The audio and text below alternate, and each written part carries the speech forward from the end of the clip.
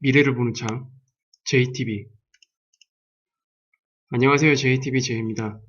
오늘은 G12 체제 출범되나라는 주제로 간단하게 좀 이야기를 나눠보고요. 그리고 마지막으로 6월 1일 날 우리나라 기획재정부에서 2020년 하반기 경제정책 방향을 발표를 했거든요. 그 부분을 간단하게 살펴보도록 하겠습니다. 먼저 이제 기존 G7 체제가 이제 대체되는 거잖아요. 이 기존에 있었던 G7 체제는 1976년도에 설립이 됐습니다. 그리고 주요 골자가 세계의 부와 무역을 지배하고 있는 서방 7개 국가의 회의체다라고 명시가 되어 있어요. 근데 여기 서방 7개 국가에는 이제 일본이 포함이 되어 있다라는 거. 그래서 기존에는 이제 미국, 프랑스, 독일, 이탈리아, 영국, 캐나다, 일본 이렇게 구성이 되어 있었습니다. 근데 이제 트럼프가 이걸 이제 바꾼다라는 얘기 아니겠어요? 뭐 G12가 될지 G11이 될지는 아직 구체적으로 정해진 건 없지만 일단 G12 체제를 이제 가정을 하고 진행을 하도록 하겠습니다. 일단 이 G12 체제가 나오게 된 배경에는 일단 탈중국 서플라이 체인을 구축하려고 하는 미국의 의중이 좀 담겨 있고요. 그리고 4차 산업 시대로 넘어가는 과정에 있잖아요, 지금 우리가. 그래서 이 환경에 맞는 새로운 체제가 좀 필요하다라고 판단이 된 것 같습니다. 일단 G12에 들어갈 예비 국가가 총 5개 국가인데, 일단 우리나라, 그리고 러시아, 호주, 인도, 브라질이 이렇게 예정이 되어 있습니다. 그래서 만약 브라질이 포함이 되지 않는다면 G11으로 진행이 되지 않을까 그렇게 생각이 됩니다. 뭐 일부 사람들은 그냥 일회성이다 라고 이제 얘기를 하고 있는데 일회성은 아닌 걸로 보여져요. 여러 가지 그 문제들 때문에 이제 최근 들어서 계속 추진을 하고 있는 인도 태평양 전략을 구축하고 있는 그런 상황에서 이제 서태평양 시대를 준비해야 되는 거 아니냐라는 이제 이야기들이 계속 나오고 있잖아요. 그리고 이 인도 태평양 전략 구축은 이제 중러 견제가 이제 주요 목적입니다. 일단 인도 태평양 전략 이 라인을 구축을 하기 위해서는 호주, 인도 그리고 대한민국이 핵심입니다. 근데 호주랑 인도는 들어가 있거든요. 근데 우리나라는 뭐 여러 가지 문제로 중립을 지키기 위해서 여기는 일단 참여하겠다는 뜻은 밝히지 않은 상태예요. 그런데 뭐 이걸 뭐 언제까지나 버티고 있기는 좀 힘들어 보이지 않나 그렇게 생각이 됩니다. 어쨌든 이 경제적인 부분을 생각을 했을 때 어느 쪽이 우선인지를 일단 어느 쪽이 좀 이익이 될지를 일단 이제 구체적으로 따져봐야 되는 시기가 왔죠. 그래서 어쨌든 앞으로 미중 간의 그 전쟁은 더 심화될 것이기 때문에 계속 중립을 지키면서 양쪽의 그 이득을 챙기면 좋긴 하겠지만 일단 선택은 해야 되는 시기가 오긴 올 것 같아요. 그래서 일단 이 트럼프가 제의한 G12 체제 여기에 좀 대한민국을 초대한 것에 대해서 어제 일단 긍정적으로 화답을 하긴 했죠. 그래서 일단 이쪽 편으로 들어가려고 하는 그런 움직임은 일단 나오고 있는 상태입니다. 그리고 러시아가 여기에 꼈는데 이거는 이제 가장 큰 목적은 이걸로 보여져요. 중국을 이제 고립시키기 위해서는 어쨌든 러시아가 이쪽으로 돌아서주는 게 가장 확실한 방법이기도 하죠. 그리고 러시아는 이제 에너지 문제 이런 것 때문에도 여러 가지 좀 많은 이야기가 필요한 상태입니다. 그리고 뭐 중동의 질서라든지 이런 것들이랑도 많이 부딪힐 수밖에 없는 국가이기 때문에 지금 여러 가지 상황에서 굳이 러시아와 이제 다툼을 일으킬 만한 그런 것들이 안 나오면 좋겠죠, 당연히. 지금은 미국이 중국 여기에 모든 것을 이제 포커스를 맞추는 상태입니다. 그래서 일단 러시아랑은 잘 지내는 게 오히려 미국 쪽에서는 이득인 상황입니다. 그리고 중국을 견제할 때에도 좋고요. 그래서 어쨌든 이 나라들을 보면은 결국 미국의 지금 현재 상황에서 가장 필요한 나라들이 이제 뽑힌 걸로 보여집니다. 그리고 특히 4차 산업 시대로 넘어가는 과정에서 우리나라가 차지하는 비중이 적지 않기 때문에 여러 가지 뭐 경제적인 측면에서도 대한민국은 굉장히 중요한 나라일 수밖에 없다라고 보여지고요. 그리고 탈중국 서플라이 체인 구축에서도 대한민국에 굉장히 큰 영향을 미칠 수밖에 없는 그런 상황이라는 거. 그래서 결과적으로 지금의 모든 상황들이 대한민국의 가치를 오히려 올려주는 그런 상황이 만들어지고 있는 상황입니다. 그래서 어쨌든 G12가 출범이 된다. 그러면 당연히 이거는 한국 시장을 재평가할 수 있는 충분한 요인이 될 수밖에 없거든요. 일단 기존의 G7에서 G12로 바뀐다. 그러면 G7이 이끌어왔던 이 리더 그룹이 좀 더 확장돼서 G12로 바뀐다는 뜻이잖아요. 결과적으로 G12의 리더 그룹이 새로 이제 재편이 되는 겁니다. 리더 그룹이 된다는 뜻은 그 나라의 통화 가치도 기존 대비해서 상승한다는 뜻입니다. 리더가 된다는 뜻은. 그래서 이런 의미로 본다면 우리나라 시장을 충분히 재평가할 수 있는 요인으로 작용할 수 있다라고 보여집니다. 그래서 실제로 G12 체제가 출범이 된다. 물론 이 출범이 뭐 9월 달에 된다는 얘기도 있고 아니면 연내에 된다는 얘기도 있습니다. 뭐가 될지 모르겠지만 어쨌든 출범이 된다. 그러면 일단 당장 이제 예상할 수 있는 부분은 우리나라 금융시장에 외국인 자금이 지속적으로 유입될 수 있다는 거. 그리고 이거는 단순히 주식시장뿐만이 아니고 채권시장으로도 긍정적인 흐름이 예상이 됩니다. 일단 선진국 대비 우리가 그래도 높은 금리를 유지를 하고 있습니다. 코로나가 또 만든 불확실성 환경에서 대한민국이 보여줬던 안정된 시스템, 이런 요인들이 결합이 돼서 그러면 외국인 투자자들 입장에서 이렇게 생각하겠죠. 지금 이렇게 불확실성이 많은데 이런 환경에서도 시스템이 안정적으로 잘 돌아가고 있는 안전한 국가, 바로 이제 그 나라가 대한민국이 될 수 있다는 거죠. 왜냐, 우리는 이미 보여줬고 그리고 이런 나라가 G12에 속하게 되면 당연히 매력적인 국가가 될 수밖에 없습니다. 그리고 이렇게 안전한 나라의 금리까지 다른 선진국가보다 높다. 이렇게 되면 당연히 채권 시장으로도 자금이 유입될 수밖에 없겠죠. 물론 주식 시장도 같이 자금이 유입될 수밖에 없고요. 그래서 이런 변화가 결국 원달러 환율 하락 압력으로 작용될 수밖에 없을 겁니다. 우리나라 시장을 이제 크게 보면 원달러 환율 차트와 똑같이 놓고 봤을 때 반비례로 움직이는 그런 성향을 가지고 있죠. 원달러 환율이 하락한다는 뜻은 시장이 상승한다는 뜻입니다. 반대로 작용하기 때문에. 그래서 제가 4분기 또는 내년 초에 그 약달러를 예상을 하고 있긴 한데 약달러를 일으키는, 그래서 약달러가 결국 원달러 환율 하락으로 이제 작용을 해야 되거든요. 그래서 이러한 결과를 만들어내는 요인 중에 하나가 이게 될 수도 있을 것 같습니다. 그래서 우리가 이 부분을 좀 자세히 좀 지켜봐야 될 것 같습니다. 그리고 여기서 이제 시스템에 대한 부분, 이 코로나가 만든 불확실성 환경에서 대한민국이 보여준 이 안정된 시스템이라는 거에 대해서 좀 언급을 해보자면, 일단 방역 시스템에 대해서 오해하고 계신 분들이 많으세요. 뭐 우리나라보다 뭐 홍콩 이런 나라들이 감염자가 훨씬 적다. 걔네들이 더 우수하다라고 이제 이 겉에 지표만 보고 판단하시는 분들이 있는데 지금 선진 국가에서 대한민국이 보여준 시스템은 그런 관점이 아닙니다. 어떤 이유가 됐건 어떤 불확실성으로 이유가 됐건 방역 문제가 터졌어요. 터진 이후에 그 나라가 대처하는 모습을 보는 겁니다. 그게 중요합니다. 그래서 우리나라는 일단 이 부분에 대해서 굉장히 큰 점수를 받고 있고, 그리고 실제 리더 그룹이라고 했던 그 기존 G7, 이번에 어떻게 됐어요? 코로나로 인해서 뭐 형편 없었죠? 대응하는 게. 그리고 오히려 리더 국가에 포함되지 않은 대한민국의 많은 조언을 얻기도 했고, 그리고 우리나라의 우수한 여러 가지 방역 제품들이 이제 엄청나게 수출이 되는 그런 환경이 만들어졌습니다. 충분히 대한민국이 G12에 들어갈 만한 그런 작용은 저는 충분하다고 생각을 하고, 그리고 무조건 딱 들어간다고 해서 선진 국가가 됐냐? 그건 아닙니다. 일단 자리가 만들어졌으면 그 자리에 맞는 그런 국가로 이제 노력하는 거는 이제 뒤따라와야겠죠.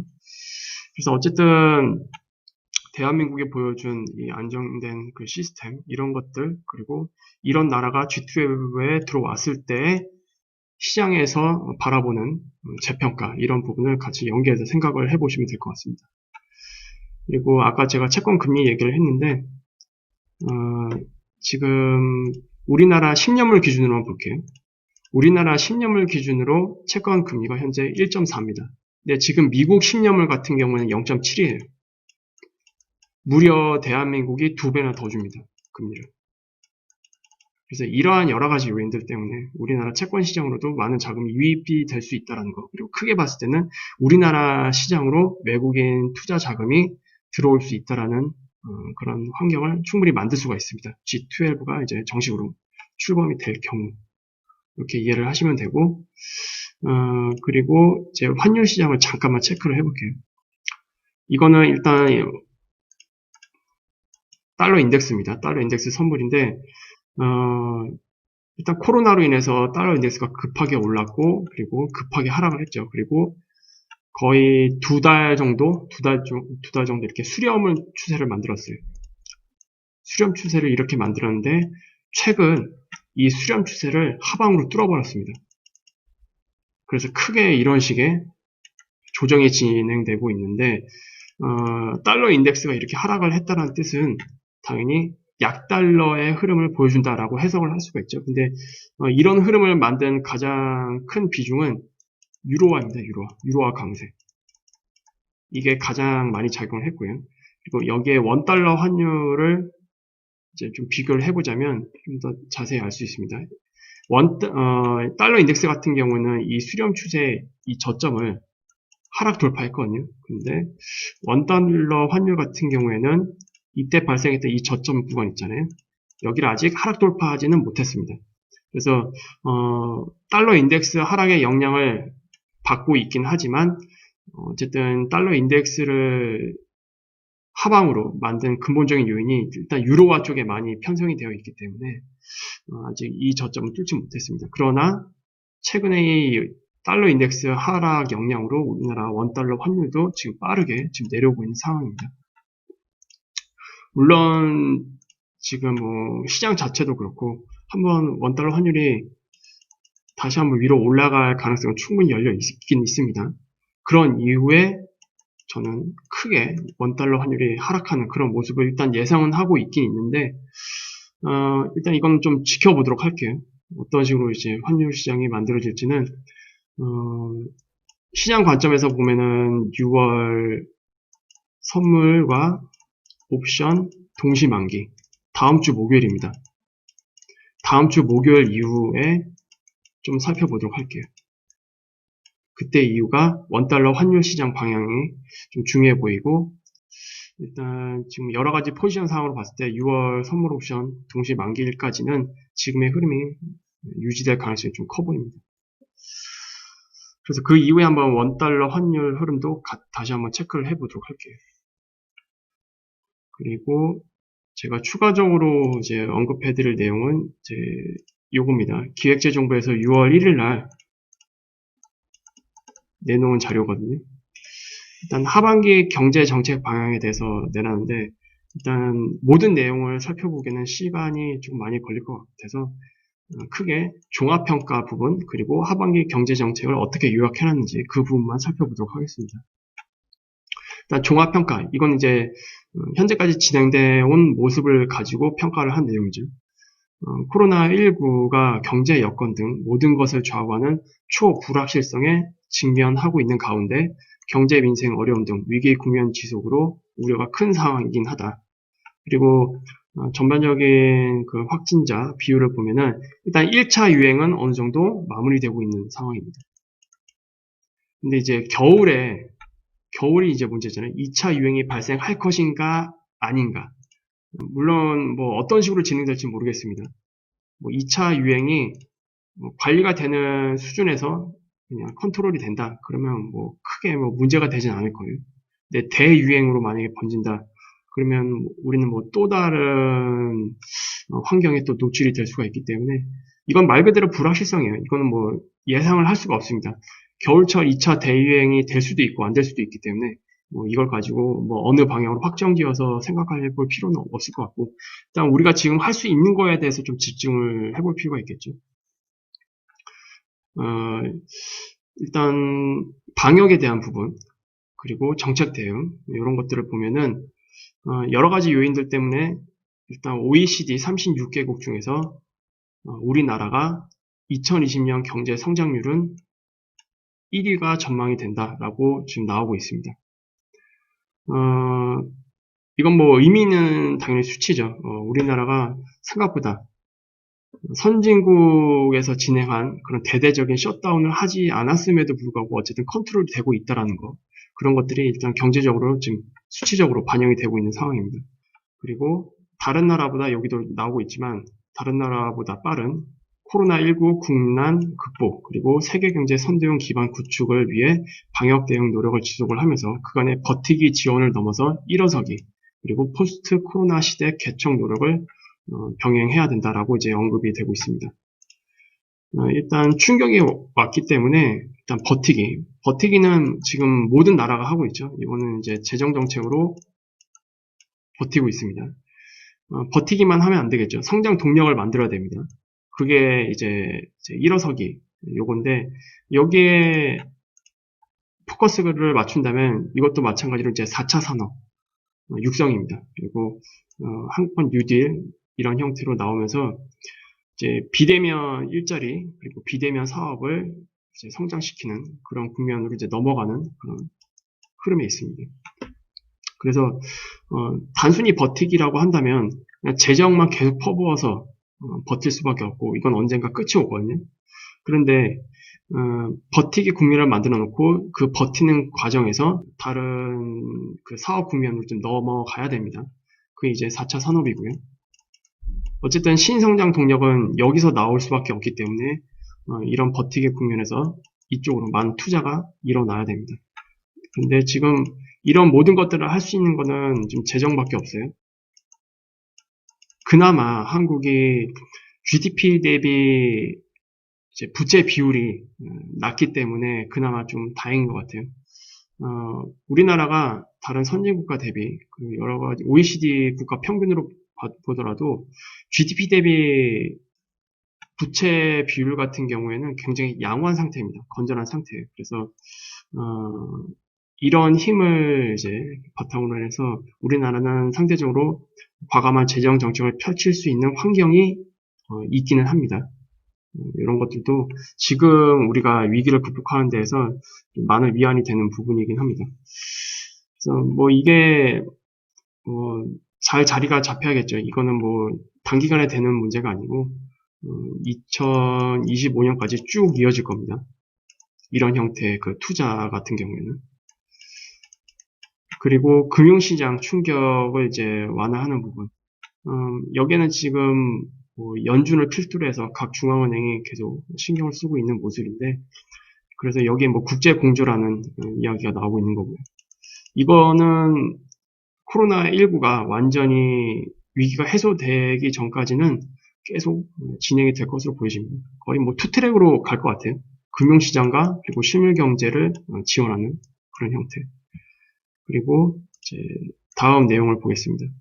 오늘 2020년 하반기 경제 정책 방향 요약본인데 위기 극복에 대한 거 이거는 이제 기존의 자영업자 소상공인 생존 지원 그리고 뭐 한계기업 보호, 고용 유지 이런 것들 이제 실업에 대한 부분 이런 것까지 다 포함이 되어 있는 내용이고 이제 경제 회복 그리고 경제 회복을 넘어서 경제 성장을 일으킬 만한 것들 그런 쪽으로 이제 맞춰져 있습니다.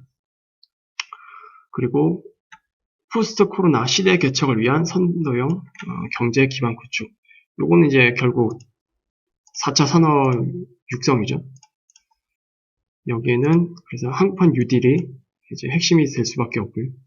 그리고 산업 경제 구조의 과감한 혁신. 이것도 이제 4차 산업 환경에 맞게 우리가 구조를 개선을 해야 되기 때문에 그런 것과 관련된 내용들이 좀 나열이 되고 있습니다. 그래서 이거를 뭐 크게 요약을 해본다면 어쨌든 이런 것들을 진행하기 위해서는 강력한 재정이 뒷받침되어야 되고요. 그리고 여기에는 규제 완화가 뒤따라와야 됩니다. 그래서 그동안 이제 고강도로 진행이 되었던 규제들이 하나씩 풀릴 것으로 예상이 됩니다. 그리고 실제로 규제 완화를 한다고 정부에서도 이제 이야기를 하고 있고요. 규제를 완화해야만 4차 산업 육성에 도움이 되는 것들이 상당히 많기 때문에 아무래도 이런 부분을 신경을 쓰지 않을 수가 없겠죠. 그래서 간단하게 언급은 해드리긴 했지만 우리나라 정부 방침도 하반기 정책 방향을 봤을 때 일단 재정 정책에 기반이 돼서 계속 위기에 몰리는 뭐 기업이라든지 가게라든지 이쪽으로 이제 일단 지원이 계속 될 거고요. 그리고 그와 더불어서 4차 산업 기반의 산업 구조로 개편하는 그런 노력도 계속 지속이 될 거다. 이제 이건 이것대로 계속 진행이 될 것 같습니다. 뭐 물론 이 과정에서 지금 가장 문제가 되는 거는 아까도 언급이 됐듯이 겨울철의 2차 유행 여부입니다. 그리고 2차 유행도 크게 두 가지로 보면 관리 가능한 수준 아니면 관리가 다시 힘들어지는 대유행으로 넘어가는 수준 이렇게 크게 나눠볼 수가 있는데 일단 이쪽으로 가길 바라야겠죠. 그리고 이쪽으로 가기 위해서 굉장히 중요한 것이 백신입니다. 백신. 내년 초에 백신이 나와주면 이쪽으로는 가지 않을 가능성이 굉장히 커지겠죠. 그래서 일단 백신이 최대한 빨리 나오기를 좀 바라야 될 것 같습니다. 그러면 나머지는 뭐 하나씩 풀릴 것 같아요. 일단 백신이 지금 상황에서 가장 중요하기 때문에 이렇게 되면은 일단 사이클은 사이클대로 다 빨라졌기 때문에 오히려 2021년에 여러 가지 정책 상황들과 맞물려서 이 4차 산업 쪽에 엄청난 투자 이걸로 연결이 될 가능성이 굉장히 큽니다. 그래서 요것도 같이 염두에 두시고 시장을 바라보시는 게 좋을 것 같습니다. 그래서 오늘 영상은 이 정도로 마무리 짓도록 하겠고요. 유익한 영상이 되셨다면 구독, 알람, 좋아요 부탁드립니다. 그러면 다음 시간에 다시 찾아뵙도록 하겠습니다. 감사합니다.